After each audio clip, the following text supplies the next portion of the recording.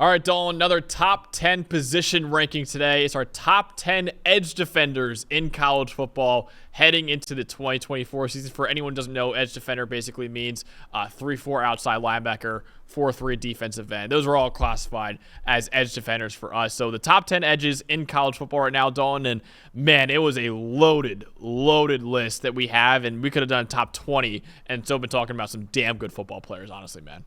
Yeah, I think when you're talking about defensive line as a whole, we already did the interior guys. Now we're getting to the outside here. This is probably the most loaded group heading into next year's draft. There's just so many good players, so many different types of players, and these pass rushers are getting better every single year as there's more emphasis on it. But this was a tough group. I think for me, there's probably 3 or 4 guys here that I could easily argue into this top 10 and that really kind of turned my stomach. I'm like, man, I wish we did at least a top 15 because there's some really talented guys outside of this list. I think about BJ Green going to Colorado now. Elijah Roberts is a beast down at SMU.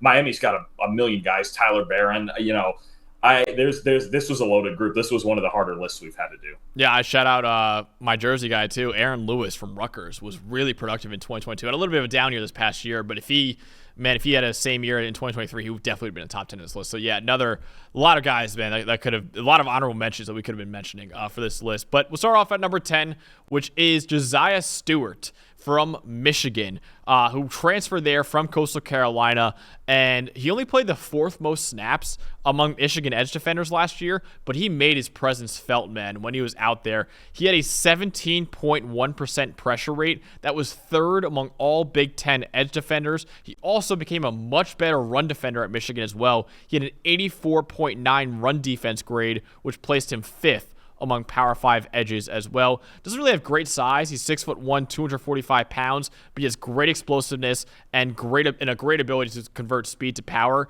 And I think he'll become much more of a household name as a full-time starter for the Wolverines this upcoming season. Yeah, I agree. A couple of great years at Coastal Carolina, and to me, he's a lot of I think about Muhammad Kamara from Colorado State last year. I think he's what Muhammad Kamara would have looked like had he moved to a bigger school. He's a really good football player. Number 9 here, we actually have a guy converting to be an edge defender from a linebacker, staying in the Big Ten with Abdul Carter from Penn State.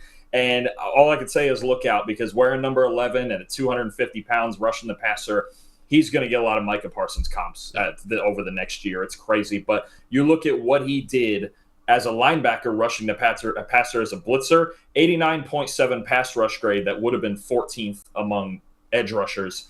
And a 77.5 pass rush grade when he did line up on the outside, because I think it was around 100 snaps where he did.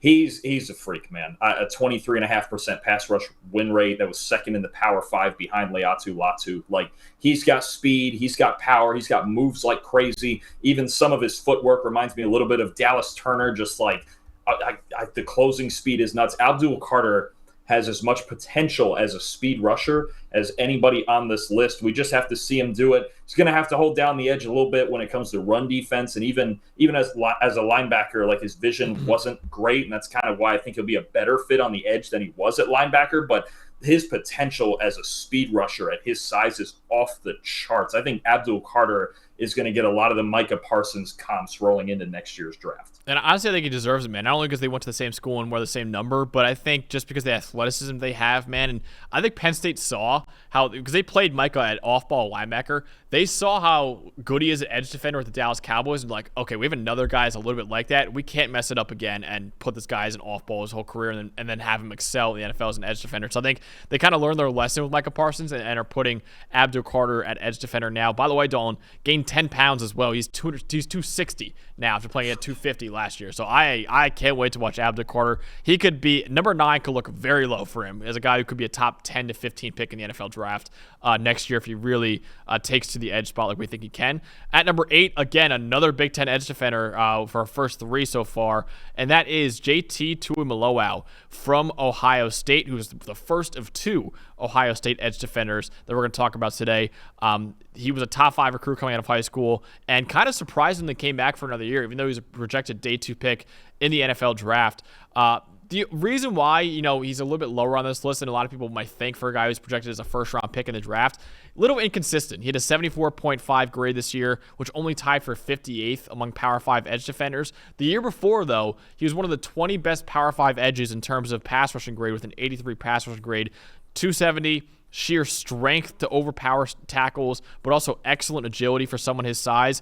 He can really single-handedly win games, man. Go back to the 2022 game against Penn State, against Olu-Fashanu too. He dominated that game. He had a couple sacks. He had a couple interceptions as well. One of them a pick six.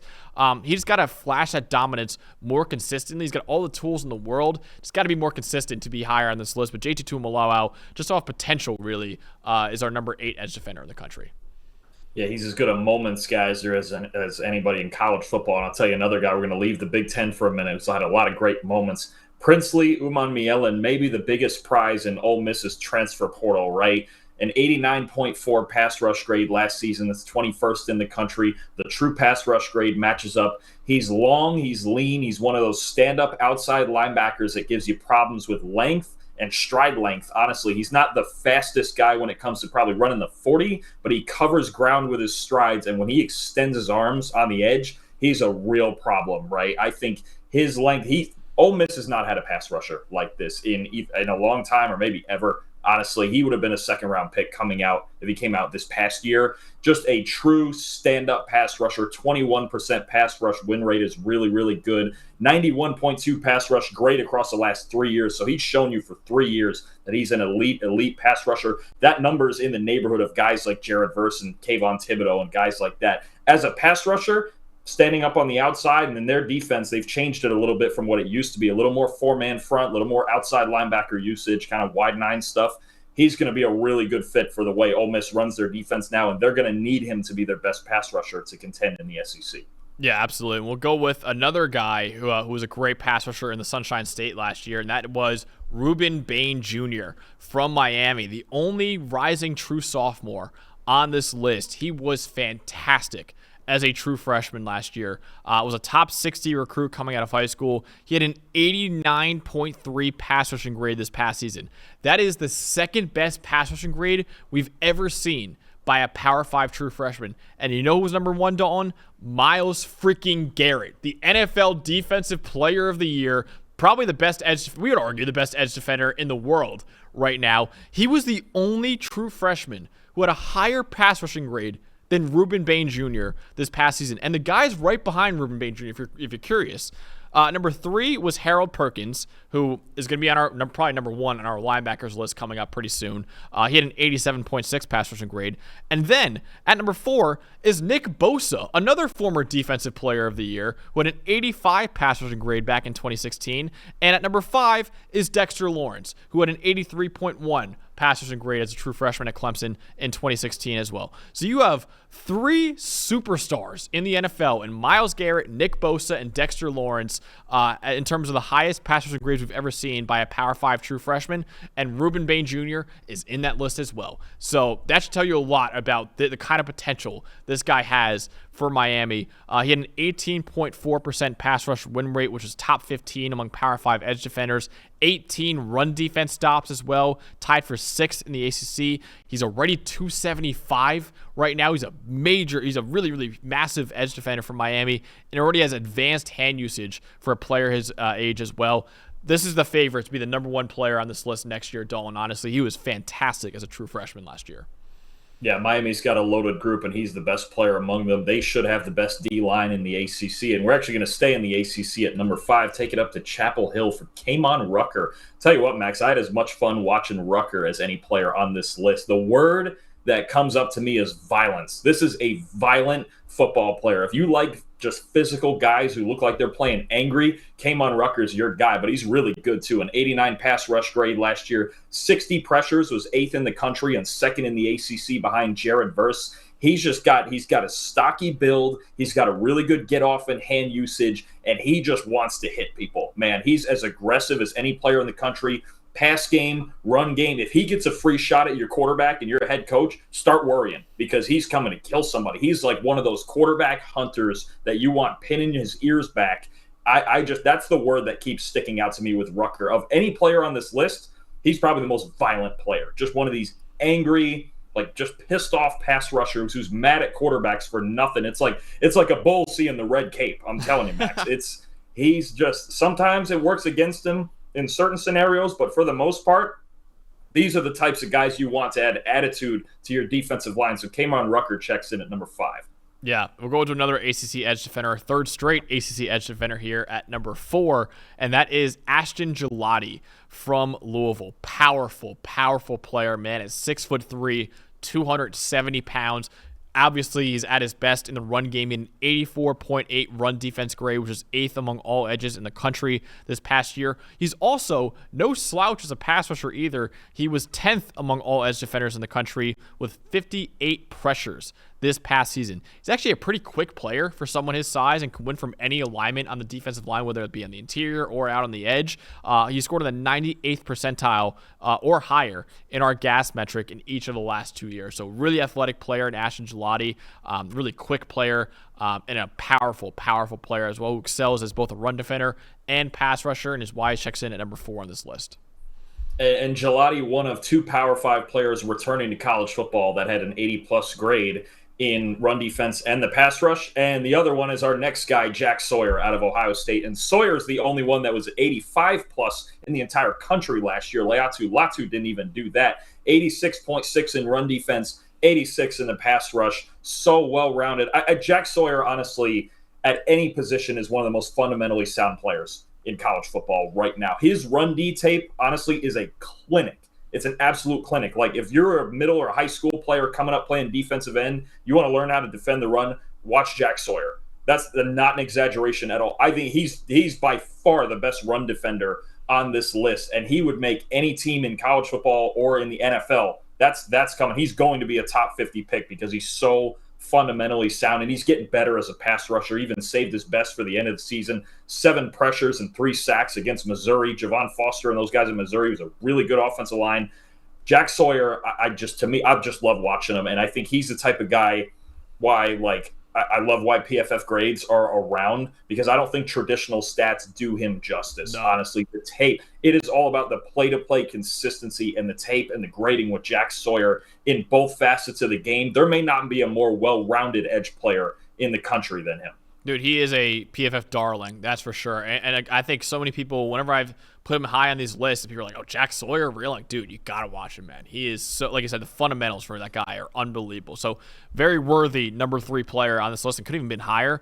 But for us, Dawn, I think it was a pretty clear top 2. At number 2 was Nic Scourton from now Texas A&M, transferred over there from Purdue, was a breakout star as a true sophomore for the Boilermakers this past season. He had a 21.3% pass rush win rate, which was 9th among all edge defenders in the country. His 25 run defense stops tied for the 3rd most in the Power 5. So this guy was making plays as a pass rusher and as a run defender. He's a powerful player at 6'4", 260 pounds, but he's got a nasty spin move, man, that he breaks out often for Purdue last year. And now going over to Texas A&M, I'm really excited to see how he could do in the SEC. And I think with another year like he just had this past year, he might be a top 10 to 15 pick in the draft, honestly, man. I totally agree. All the potential is there. To be honest, I watched him and I was like, oh, there's a little ways to go, but I could see like a Jared Verse type of potential. Yeah. I think they're very similar. Players. But at number 1, we got to go with the obvious one. We've been talking about him for a while, and that's at Tennessee, James Pearce Jr. Man, this is a freak of nature. He looks like a running back playing defensive end, playing outside linebacker. The get off is incredible. The counter inside move is incredible. 3rd in the country in pass rush grade, 2nd in true pass rush grade, 6th in win rate, 6th in sacks, 3rd in the SEC in pressures behind Dallas Turner and Chris Braswell, who both went in the first 2 rounds of the draft. To top it off, Max, a pick 6 against Iowa in their bowl game in which he hit 23 miles an hour on the return. It's just ridiculous. I think there's only a couple other players in the country who hit 23 miles an hour. I want to say Malik Neighbors was one of them. That's like legit 4.3 wide receiver speed from an edge player dropping into coverage, getting a pick 6, and taking off on you. James Pearce Jr. is a freak, and there's a little more polish to go in his game as well. He can stay a little bit lower in his leverage and things like that, but an athlete like this coming off the edge is what you dream of. James Pearce Jr. is an absolute monster and a worthy candidate to go number 1 overall in next year's draft with another big year. You mentioned the 23 miles per hour. I just looked it up. That was among the top 15 fastest top speeds in the country, regardless of position. So there's only 15 players in the country who had 23 miles an hour last year, and James Pearce Jr., a freaking edge defender, was one of them, man. That is ridiculous. So, yeah, James Pearce Jr., very, very worthy number one for how dominant he is as a pass rusher. Honestly, man, how much he can still get better, too. That's the scariest part, I think, about James Pearce Jr. As well. But that's what we got for our top 10 edge defenders in college football. Let us know down in the comments below what do you think about this list. Make sure you guys like the video, please, as well, and subscribe to the channel because we have a lot more coming previewing the 2024 college football season. So we'll see you guys next time.